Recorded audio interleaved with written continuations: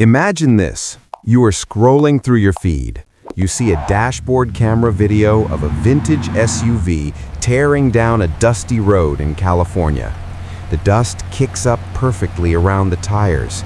The reflection of the golden hour sun glints off the hood. The shadows of the eucalyptus trees dance rhythmically across the asphalt. It is mundane.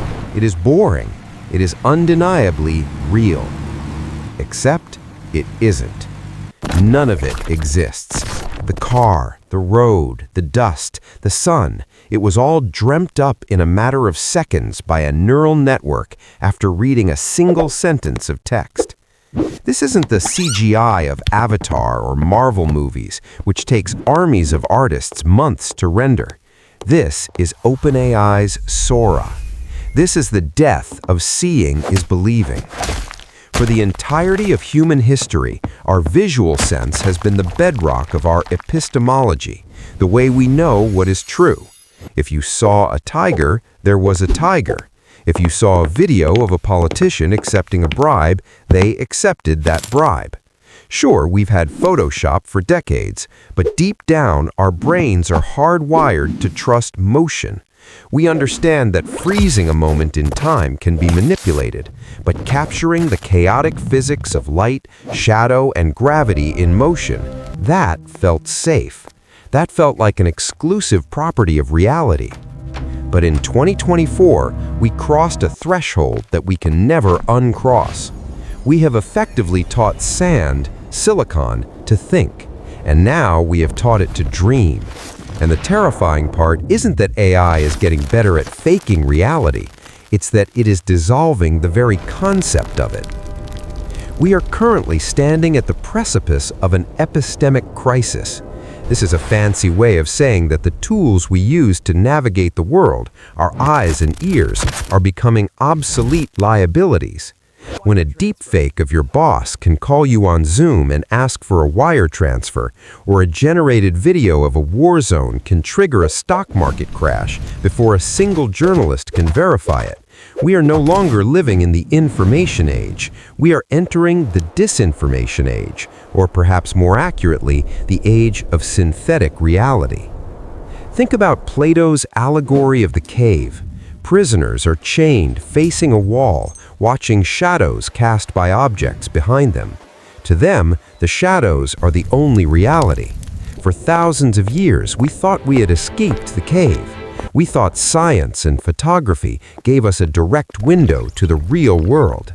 But AI generation is dragging us back in. We are once again watching shadows on the wall, only this time the shadows are in 8K resolution, 60 frames per second, and indistinguishable from the things casting them. The question is no longer, is this fake? The question is, does it matter if it is? In this 4-part series, we are going to dissect the anatomy of this crisis. We aren't just talking about cool tech demos. We are talking about the psychological and sociological collapse of trust. We will look at how we got here, why our biological hardware isn't ready for this software update, and, most importantly, how we survive in a world where truth is just a prompt away. Welcome to the desert of the real. To understand why Sora, Midjourney, and advanced voice cloning represent a catastrophic shift, we have to stop thinking about them as creative tools for a moment and start viewing them as reality distortion weapons. The problem isn't just that the technology is good. The problem is that the technology is accessible and asymmetric. In the past, fabricating a convincing video of a president declaring war required a Hollywood VFX studio, millions of dollars, and weeks of rendering time. It was a high-barrier activity. Today, that same capability is being democratized to anyone with a $20 subscription and a Discord account.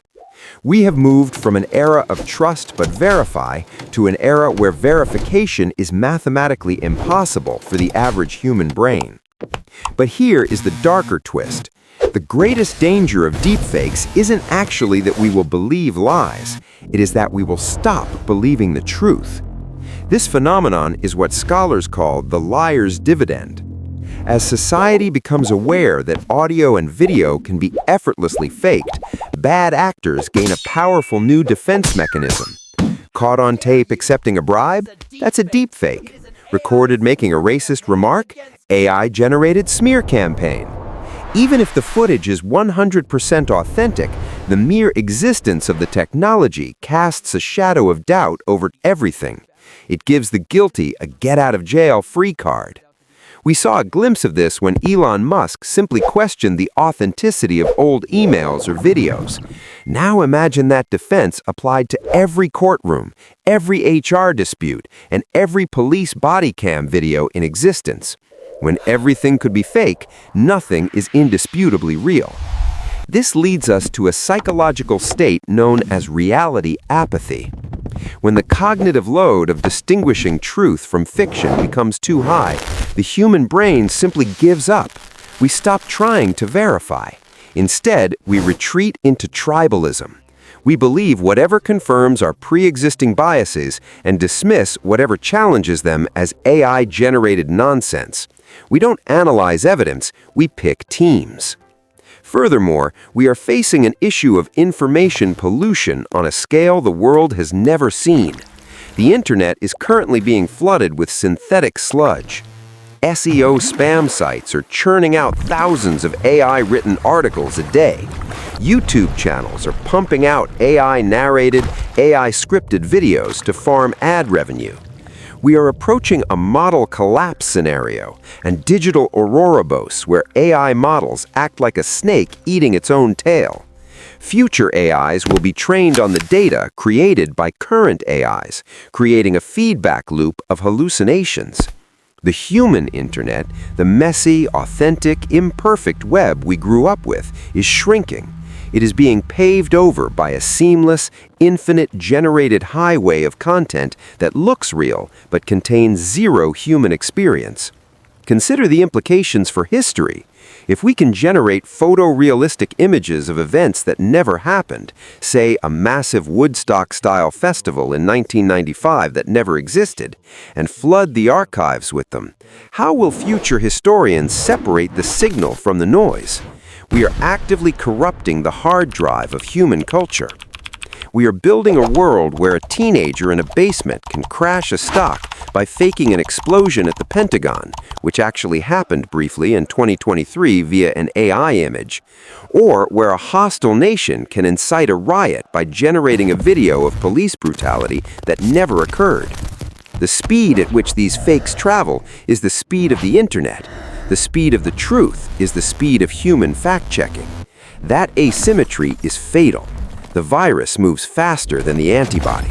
And right now, our immune system, our critical thinking, and institutional trust is compromised.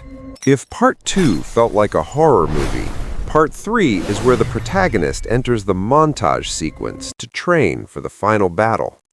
We cannot uninvent Sora or deepfakes.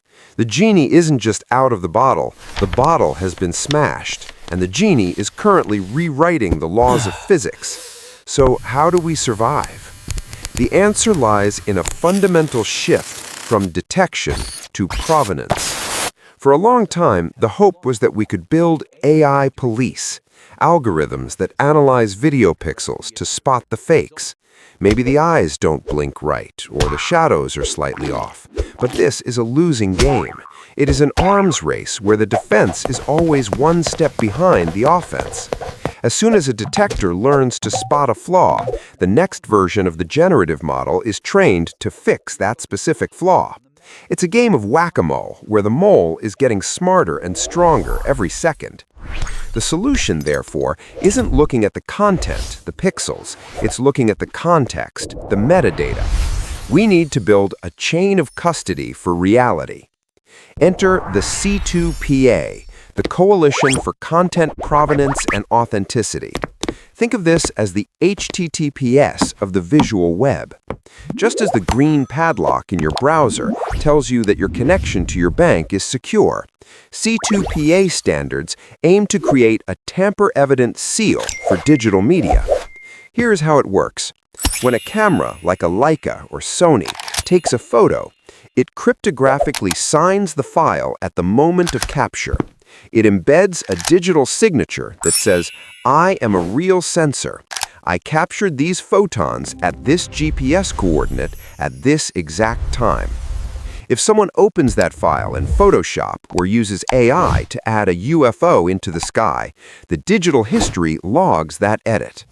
When you view the image on social media, you can hover over a content credential icon, a little CR pin, to see the entire history of that image.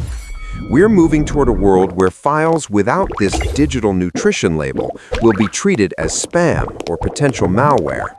The default assumption for unverified media will shift from true until proven fake to synthetic until proven organic. But technology alone isn't enough. We need an upgrade to our cognitive operating system. We need to adopt a zero-trust information architecture.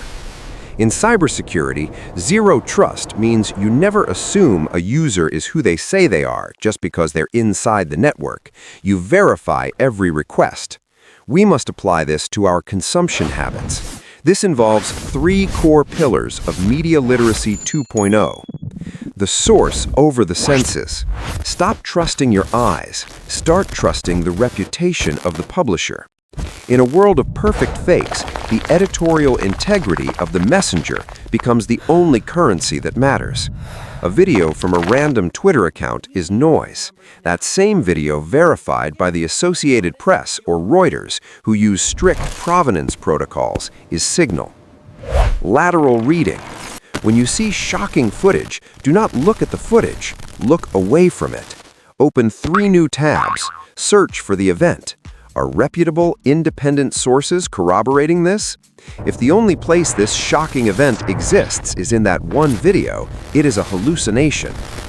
The slow down heuristic.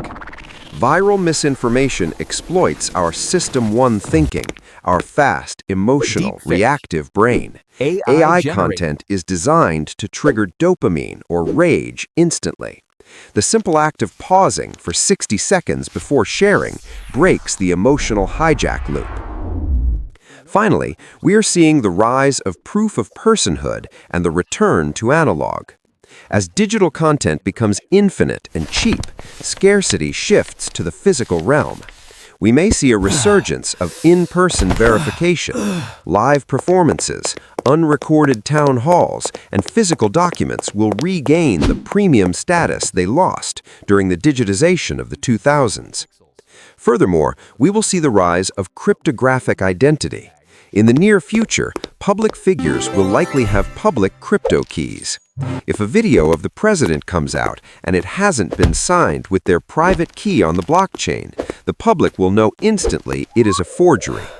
We are effectively bringing the logic of Bitcoin, immutable, decentralized ledgers, to the marketplace of truth. The solution isn't to ban the technology, it is to build a new infrastructure where authenticity is an explicit feature, not an implicit assumption. We are building a water treatment plant for the ocean of information, filtering out the synthetic sludge so we can drink the water again. So, where does this leave us? We've traveled from the dusty roads of a fake California generated by Sora, through the terrifying collapse of shared truth, and into the technical fortifications of cryptography and C2PA. It feels overwhelming. It feels like we are losing ground. But I want to leave you with a different perspective, a more optimistic one. In economics, there is a simple law. When the supply of something becomes infinite, its value drops to 0. AI is making perfect content infinite.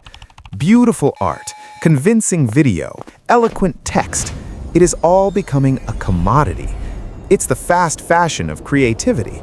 But this creates a fascinating inverse effect. As synthetic perfection becomes cheap, human imperfection becomes priceless. We are entering an era of the human premium. In a world where an AI can write a symphony in seconds, the story of the musician who spent 20 years struggling to master the cello becomes more valuable, not less. We will crave the flaws. We will crave the backstory. We will crave the context that a machine simply cannot hallucinate. Think about it. Why do you pay more for a hand-knitted sweater than a factory-made one? The factory one is technically perfect. The stitching is mathematically precise. The handmade one has errors. But you are paying for the time, the intention, and the humanity woven into those fibers. The same will happen with information and media. The death of reality is actually the birth of a new kind of relationship with the truth. We are graduating from being passive consumers to active curators. Here is your final takeaway, the mental armor you need to wear every day. Reality is no longer a default setting. It is an active choice. You can no longer assume that what lands in your feed is real. You have to participate in the construction of your own truth. Seek friction. If it feels too easy, too confirming, or too perfectly aligned with your anger, pause. Value trust. Treat your attention like a financial investment. Do not give it to unverified sources. Connect offline. The one place AI cannot reach you, the one place deepfakes cannot penetrate, is the physical room you are sitting in right now. The touch of a hand, the unfiltered sound of a voice, the messy, uneditable moment of eye contact. The machines have learned to dream, and their dreams are beautiful, but they are just that, dreams. We are the ones who are awake, and it is up to us to keep our eyes open. Don't let the algorithm tell you what is real. That is your job now.